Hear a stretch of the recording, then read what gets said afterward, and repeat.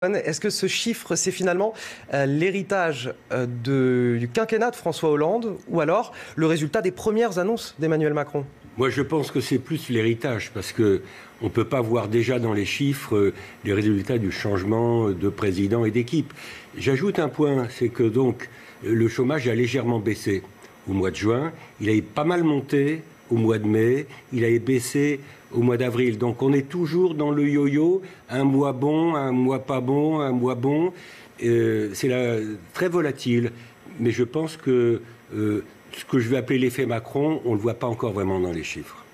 Alors peut-être pas encore d'effet Macron, mais Emmanuel Macron a pourtant l'ambition de descendre d'ici la fin du quinquennat au-dessous de la barre des 7% de chômeurs. Est-ce que c'est faisable, c'est possible? On verra.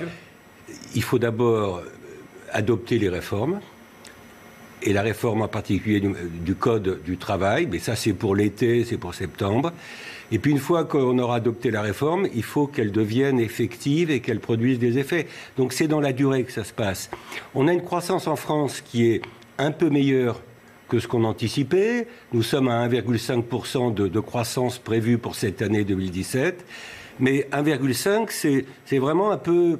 C'est le seuil à partir duquel on commence à stabiliser le chômage. C'est-à-dire qu'on a une croissance qui est encore insuffisante pour mordre sur le chômage. Et je pense que derrière ce chiffre, le yo-yo, il y a les effets quand même positifs du pacte de responsabilité, du crédit impôt compétitivité emploi. Mais vous voyez que tout ça, c'est volatile. Le mois de juin aura été plutôt bon, d'après ce que vous dites, moins 0,3. Vous allez voir que le mois de juillet, a priori, sera pas bon. C'est d'un mois à l'autre que c'est volatile.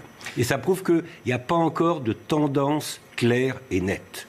Pas de tendance claire. Est-ce que l'annonce, par exemple, d'un CDI de projet peut avoir une influence dans ces prochains mois sur les embauches, par exemple?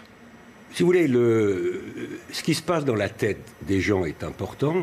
L'économie, c'est beaucoup de la psychologie. Et donc, il y a peut-être un certain nombre de chefs d'entreprise qui intègrent déjà le fait qu'il va y avoir un peu plus de flexibilité sur le marché du travail. Alors, il est possible que ça dégèle un certain nombre d'embauches et de postes, mais je répète, tant que la réforme du Code du travail n'est pas actée, il peut y avoir des amendements qui vont intervenir. On ne sait pas exactement quel va être le texte définitif. Je pense qu'on y verra plus clair au sortir des vacances.